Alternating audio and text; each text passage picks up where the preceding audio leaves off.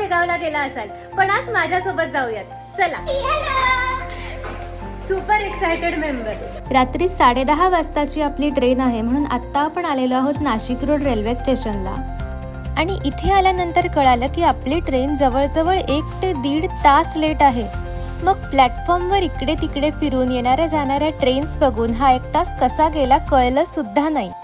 जवळजवळ 11:30 पावणे 12 वाजता आपली ट्रेन आली. मग पटकन सगळी सेटलमेंट करून आता आपण झोपूयात, कारण पहाटे पहाटे साखर झोपेत असताना शेगाव येणार आहे. शुभरात्री. Morning from Shegaon. तर 4:30 वाजता आपण शेगावला पोहोचलेलो आहोत पहाटेच्या. आणि आम्ही भक्त निवासला जाऊन बघितलं, पण तिथे एका रूमसाठी 5 तासाचं वेटिंग होतं. मग इथेच समोर एक रूम बुक केली आणि आता पटकन आवरून मंदिरात जाऊया. तयारी वगैरे करून बाहेर निघताना मला एक गोष्ट कळाली की मंदिरात फोन अजिबातच अलाउड नाहीयेत. असो, बघूयात. तर या हॉटेलमध्ये आपण स्टे केलेला आहे आणि आता मंदिरात जाण्याच्या अगोदर म्हटलं एक मस्त आल्याचा फक्कड चहा घेऊयात, म्हणजे कशी तरतर येईल आणि फ्रेश वाटेल. एंट्री करताच मला हा बोर्ड दिसला आणि ह्याच्यासोबत हीच सेम सूचना अगदी 50 वेळेस ऐकायला मिळाली.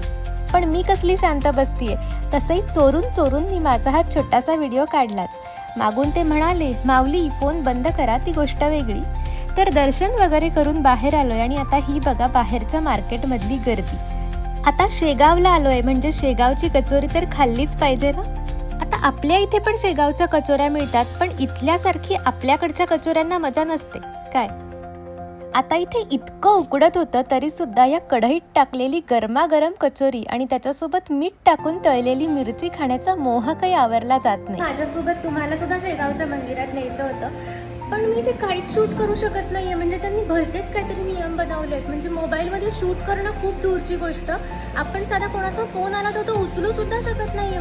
मंदिर तर नाही, पण आता आपण जाऊयात इथेच जवळच असलेल्या कृष्णाजींच्या मळ्यात.